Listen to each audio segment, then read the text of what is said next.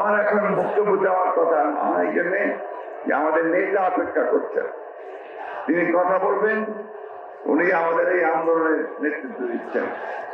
আমি শুধু একটি কথা বলতে চাই যে বাংলাদেশের মানুষ সবাই গণতন্ত্রের জন্য সংগ্রাম করেছে, লড়াই করে।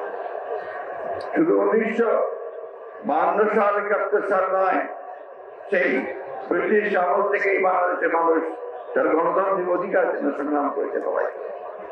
তারই ফলশ্রুতিতে আমরা আজকে দেখেছি যে ফ্যাসিবাদী আওয়ামী লীগ সরকার, শেখ হাসিনা সরকার যখন দীর্ঘ 16 বছর ধরে এই দেশের জনগণের উপরে স্টিম রোলার চালিয়ে গেছে, সেই স্টিম রোলারকে উপেক্ষা করে বাংলাদেশ জাতীয়তাবাদী দল, যার প্রতিষ্ঠাতা ছিলেন শহীদ প্রেসিডেন্ট জিয়াউর রহমান, দীর্ঘ সংগ্রাম করে আমরা আজকে একটা মুক্ত পরিবেশে উপস্থিত হয়েছি। বন্ধুগণ, গণতন্ত্র আর বিএনপি এই দুটা সমার্থক। শহীদ প্রেসিডেন্ট জিয়াউর রহমান একদলীয় শাসন ব্যবস্থা থেকে বহুদলীয় শাসন ব্যবস্থা নিয়ে এসেছিলেন। বেগম খালেদা জিয়া রাষ্ট্রপতি শাসন থেকে প্রধানমন্ত্রী পার্লামেন্টারি শাসন নিয়ে এসেছিলেন। একটা সুষ্ঠু নির্বাচনের জন্য তিনি সেই কেয়ারটেকার গভর্নমেন্ট প্রচার চালু করেছিলেন।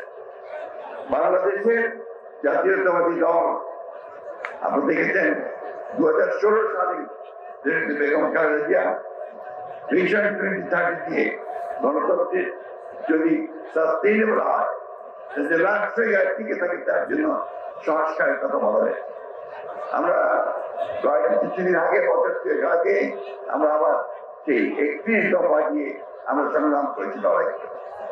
এই 16 বছরে আমরা করতে চাই না। আমাদের অসংখ্য প্রাণ জ্বলেছে, আমাদের অনেক লোক কারাগারে গেছে, জিনিস যাচ্ছে হয়েছে।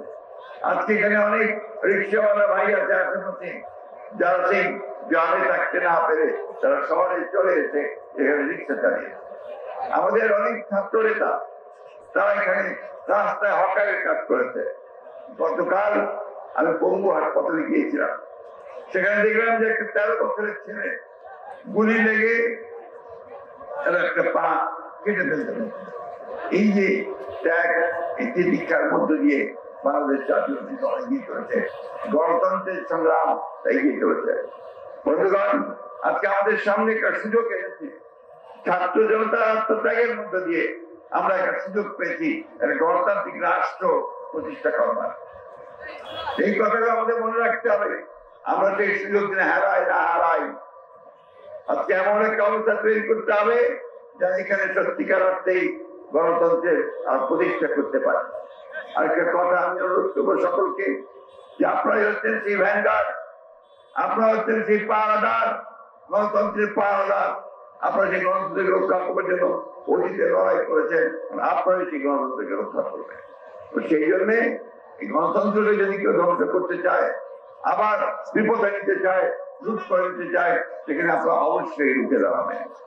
আমি বক্তব্য বলাবো না, শুধু এই সরকারের যারা দায়িত্বে আছেন তাদেরকে অনুরোধ করতে চাই, এখনো আমলাদের মধ্যে, সরকারের মধ্যে সেই ফ্যাসিবাদী সরকারের অনেক প্রেতাত্মা অবস্থান করছে।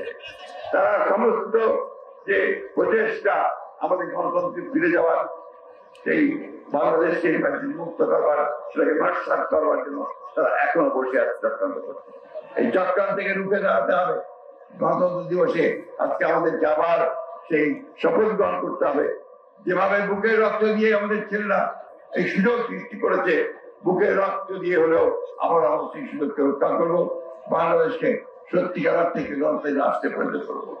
আমাদের নেতা, আমাদের তারেক রহমান সাহেব দেশে ফিরে আসবেন। দেশের বেগম খালেদা জিয়া চিকিৎসার জন্য বাইরে যাবেন, সুস্থ হয়ে ফিরে আসবেন।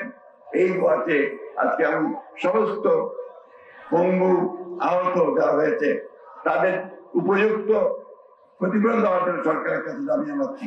যারা নিহত হয়েছে তাদের ক্ষতিপূরণ দেওয়ার জন্য আমি সরকারের কাছে দাবি জানাচ্ছি। এটাই হোক আজকের দিনে আমাদের শপথ। সবাইকে ধন্যবাদ জানাচ্ছি।